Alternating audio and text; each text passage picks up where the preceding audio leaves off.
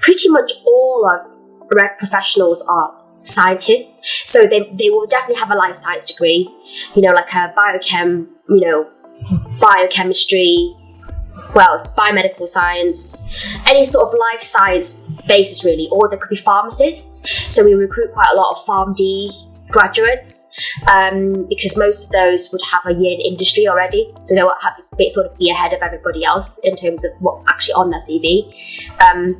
But they need to be somebody who has really good attention to detail, somebody who's also able to work in quite like a fast-paced environment, but also use their scientific skills in the correct way. Because when they're looking at, a regulatory dossier, they might not only be looking at one part of it.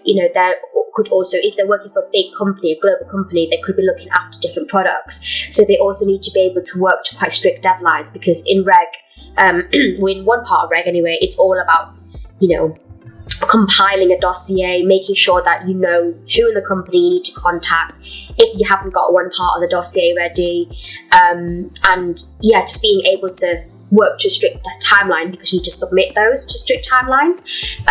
So somebody who has, obviously they need to be a good communicator, probably the same as every life science job out there, but they need to be able to also manage upwards as well. So they need to be able to work with quite senior people in the company.